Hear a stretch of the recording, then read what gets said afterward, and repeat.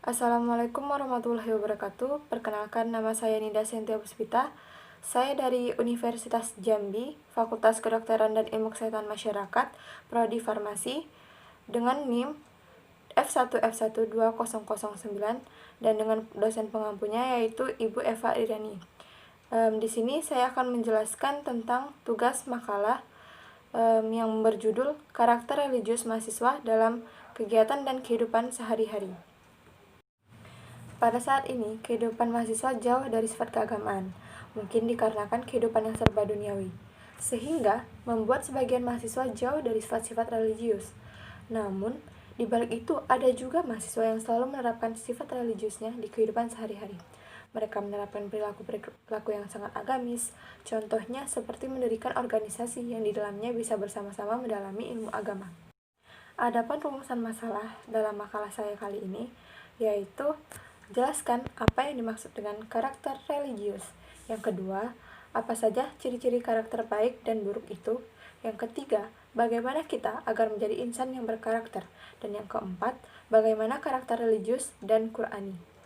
Kemudian adapun tujuan, yaitu yang pertama, untuk mengetahui definisi dari karakter religius. Dan yang kedua, untuk mengetahui apa saja ciri-ciri karakter yang baik dan buruk. Dan yang ketiga, untuk mengetahui cara untuk menjadi insan yang berkarakter. Dan yang keempat, untuk mengetahui bagaimana karakter religius dan Qur'ani itu. Baiklah, di sini saya akan langsung menjelaskan 4 poin pembahasan yang akan saya bahas nantinya. Nah, yang pertama, itu pengertian karakter religius. Kata dasar dari religius adalah religi, yang berasal dari bahasa asing religion sebagai bentuk dari kata benda yang berarti agama atau kepercayaan akan adanya suatu kekuatan kodrati di atas manusia. Sedangkan religius berasal dari kata religious yang berarti sifat religi yang melekat pada diri seseorang. Religius sebagai satu nilai karakter dideskripsikan oleh Suparlan sebagai sikap dan perilaku yang patuh dalam melaksanakan ajaran agama yang dianut, toleran terhadap pelaksanaan ibadah agama lain, dan hidup rukun dengan pemeluk agama lain. Dua, yaitu ciri-ciri karakter baik dan buruk. Nah, di sini saya akan menjelaskan terlebih dahulu ke beberapa ciri-ciri karakter buruk manusia. Yang pertama, manusia itu lemah.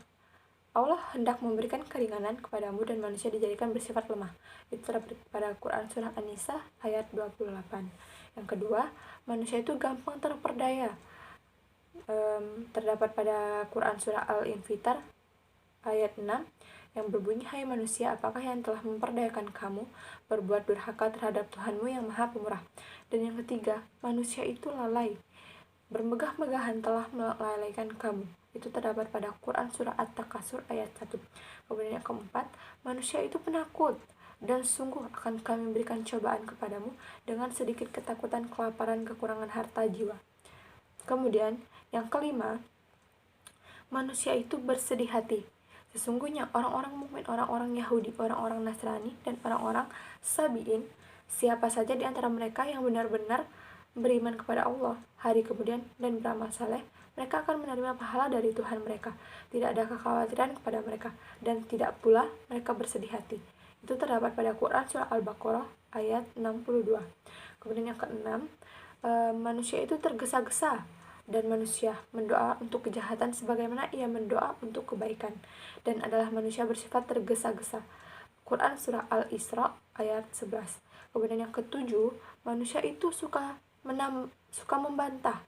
Dia telah menciptakan manusia dari mani, tiba-tiba ia menjadi pembantah yang nyata. Itu terdapat pada Quran Surah An-Nahl ayat 4.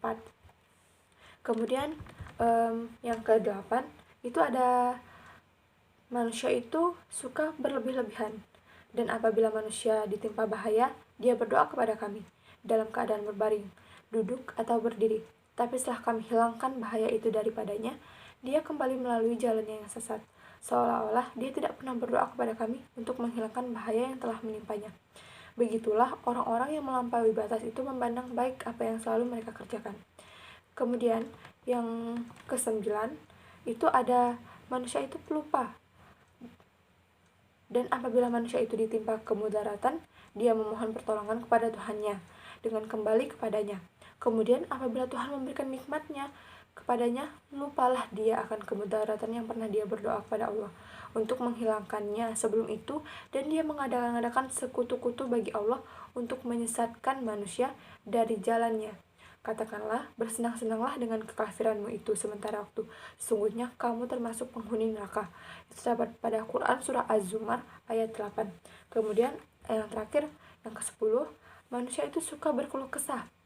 Apabila ia ditimpa kesusahan, ia berkeluh kesah. Itu terdapat pada Quran surah Al-Ma'arij ayat 20.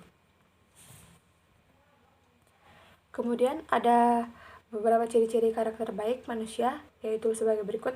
Yang pertama, salimul akidah atau akidah yang bersih. Salimul akidah merupakan sesuatu yang harus ada pada setiap muslim.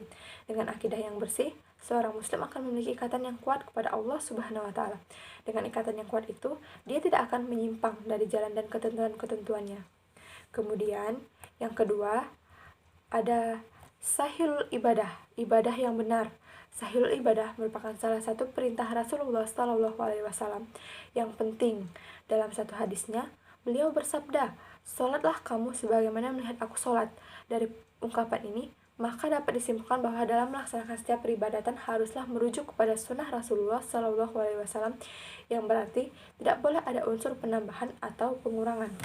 Kemudian, yang ketiga, matinul khuluq atau akhlak yang kokoh. Matinul khuluq merupakan sikap dan perilaku yang harus dimiliki oleh setiap muslim, baik dalam hubungannya kepada Allah Subhanahu wa taala maupun dengan makhluk-makhluknya. Dengan akhlak yang mulia, manusia akan bahagia dalam hidupnya, baik dunia apalagi di akhirat. Kemudian ada yang keempat, qawiyul jismi atau kekuatan jasmani.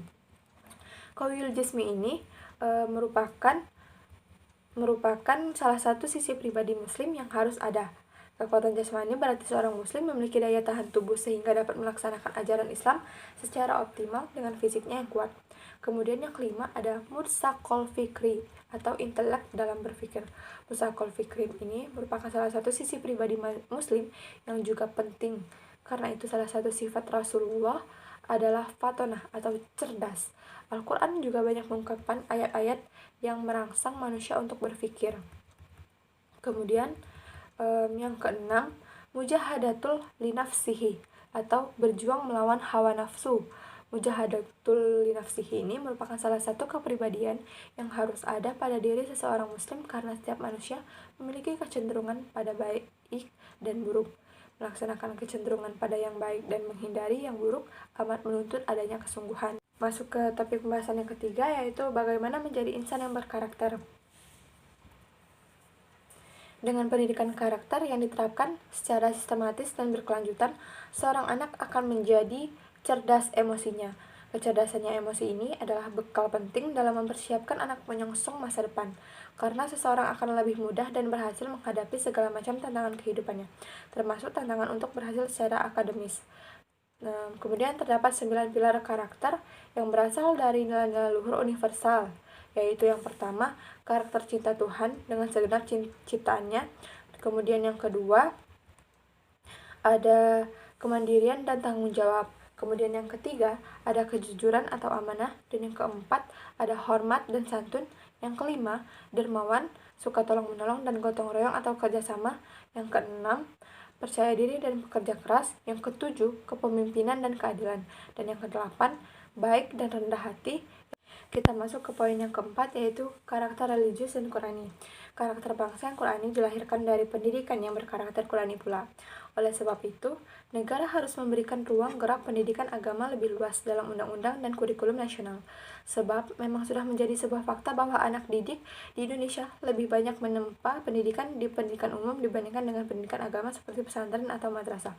Pendidikan karakter telah lama menjadi bagian inti dari sejarah pendidikan itu sendiri. Pendekatan idealis dalam masyarakat modern memuncak dalam ide tentang kesadaran. Lahirnya pendidikan karakter bisa dikatakan sebagai sebuah usaha untuk menghidupkan kembali pedagogi ide spiritual yang sempat hilang diterjang gelombang positifme oleh gagasan yang merendahkan pengalaman manusia pada bentuk murni hidup alamiah. Sementara, jika dilihat dari paradigma Islam, maka pendidikan karakter sebenarnya adalah bagian dari pendidikan akhlak, akan tetapi ia begitu booming, seolah mengalahkan ketenaran pendidikan akhlak itu sendiri saat ini. Kita melihat bahwa pendidikan karakter adalah pendidikan untuk meninggikan marwah bangsa di antara bangsa-bangsa lainnya.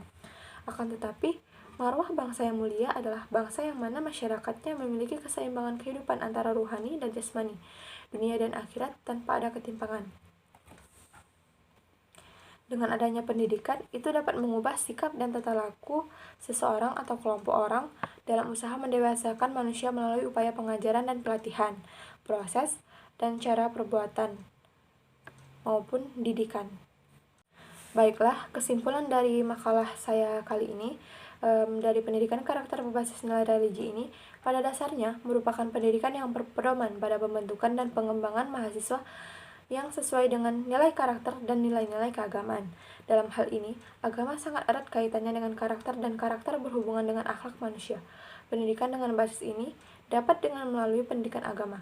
Akan tetapi, perlu diketahui bahwa belajar pendidikan agama di sini bukan hanya belajar saja untuk memperoleh nilai, melainkan belajar dengan menumbuhkan dan mengimplementasikan dalam kehidupan sehari-hari. Kemudian adapun saran pada makalah saya kali ini, sebagai seorang mahasiswa yang berpendidikan dan dipersiapkan sebagai tenaga pendidik, tentunya harus dapat mengenal dan memahami tentang nilai-nilai karakter. Tidak hanya itu, akan tetapi sebagai calon tenaga pendidik juga harus dapat memaknai dan melaksanakan nilai-nilai karakter dalam diri, sehingga akan diperoleh tenaga lahir pendidik yang beriman, bertakwa, bernilai karakter, bermoral, dan bermartabat. Baiklah, sekian presentasi makalah saya. Apabila terdapat kesalahan, saya mohon maaf. Wabillahi taufiq wal hidayah. Wassalamualaikum warahmatullahi wabarakatuh.